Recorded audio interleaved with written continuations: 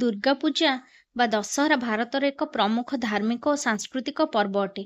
ଏହି ପର୍ବକୁ ମୂଳତଃ ମା ଦୁର୍ଗାଙ୍କ ପୂଜା ଭାବରେ ଆରମ୍ଭ କରାଯାଇଥାଏ, ଯେଉଁଠାରେ ମା ଦୁର୍ଗାଙ୍କ ବିଜୟ ଓ ଅସୁର ମହିଷାସୁରଙ୍କ ଉପରେ ବିଜୟକୁ ଦର୍ଶାଯାଇଥାଏ। ଏହି ପୂଜା ପ୍ରଥମୀରୁ ଦଶମୀ ପର୍ଯ୍ୟନ୍ତ 10 ଦିନ ଧରି ପାଳିତ ହୁଏ, ଯାହାର ଶେଷ ଦିନକୁ ବିଜୟା ଦଶମୀ ବା ଦଶହରା କୁହାଯାଏ। ପୂଜାର ଶୁଭ ଆରମ୍ଭ ହୁଏ ମହାଳୟା ଦିନ। ଏହା ମା ଦୁର୍ଗାଙ୍କ ନିବାସ ସ୍ଥାନକୁ ବୁଲିବା ଓ ପୃଥିବୀକୁ ଦେଖିବା ପାଇଁ ମାଙ୍କ ଅବତରଣରେ ଅଙ୍କିତ ଦିନ। ପୂର୍ବରୁ ଏହା ଚତୁର୍ଦ୍ଦଶୀ ଠାରୁ ନବମୀ ପର୍ଯ୍ୟନ୍ତ ମାଙ୍କର ପୂଜା ସମାରୋହ ଦର୍ଶାଇ ଲୋକମାନେ ମାଙ୍କର ଆଶୀର୍ବାଦ ନିବନ୍ଧନ କରନ୍ତି। ମୂଳତଃ ଏହି ଦିନଗୁଡ଼ିକର ପ୍ରତ୍ୟେକ ଦିନରେ ମା ଦୁର୍ଗାଙ୍କ ବିଭିନ୍ନ ରୂପରେ ପୂଜା ହୁଏ ଓ ମନ୍ତ୍ର ଜାପ ଓ ଦୀପ ପ୍ରଜ୍ୱଳନ ସହ ମାଙ୍କୁ ନୂଆ ବସ୍ତ୍ର ଓ ନୈବେଦ୍ୟ ଦାନ କରାଯାଏ।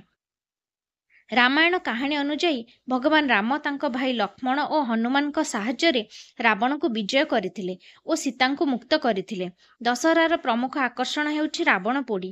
ଏହି ଦିନ ଦେଶର ବିଭିନ୍ନ ସ୍ଥାନରେ ରାବଣର ମହାକାୟ ପୁତ୍ତଳିକୁ ତିଆରି କରାଯାଏ ଓ ତାହାକୁ ଜନସମ୍ମୁଖରେ ଜ୍ୱାଳମାନ କରାଯାଇ ପୋଡ଼ାଯାଏ। ଏହା ଭଗବାନ ରାମଙ୍କ ଦ୍ୱାରା ଅସତ୍ୟ ଓ ଅଧର୍ମର ବିନାଶର ପ୍ରତୀକ ଭାବେ ଗ୍ରହଣ କରାଯାଏ।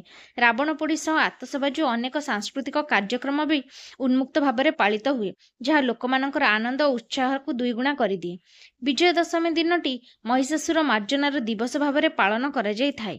ଏହି ଦିନ ମାଙ୍କୁ ଦର୍ଶାଇବା ସହ କଳା କଳା ବିଗ୍ରହକୁ ବିଦାୟ ଦେଇ ନଦୀ ବା ଜଳାଶୟରେ ଭସାଇ ଦିଆଯାଇଥାଏ। ଏହା ବିଜୟର ଚିହ୍ନ ଭାବେ ଗ୍ରହଣ କରାଯାଏ ଓ ଦୁଷ୍ଟ ଶକ୍ତି ଉପରେ ସତ୍ୟ ଶକ୍ତିର ଜୟକୁ ସୁପ୍ରକାଶିତ କରିଥାଏ। ଦୁର୍ଗା ପୂଜା କେବଳ ଧାର୍ମିକ ରୂପରେ ନୁହେଁ, ବରଂ ଏହା ସାମାଜିକ ଓ ସାଂସ୍କୃତିକ ସଂଯୋଗର ସମୟ। ପୁରା ସମାଜ ଏକାଠି ହୋଇ ପର୍ବକୁ ଉଲ୍ଲାସର ସହ ମନାଇଥାଏ। ପୂଜା ସମାପ୍ତି ପରେ ମାଙ୍କୁ ବିଶେଷ ଯାତ୍ରା ମାଧ୍ୟମରେ ବିଦାୟ ଦିଆଯାଏ, ଯାହାକୁ ବିଶେଷ କରି ବିସର୍ଜନ କୁହାଯାଏ। ଏହା ଲୋକମାନଙ୍କ ଭିତରେ ବିଶ୍ୱାସ ଆଣି ଆଶୀର୍ବାଦ ନେଇ ନୂଆ ଆରମ୍ଭ ଓ ନୂଆ ଉତ୍ସାହ ନେଇ ଜୀବନର ଯାତ୍ରାକୁ ଅଗ୍ରସର କରିବାର ପ୍ରେରଣା ଦିଏ।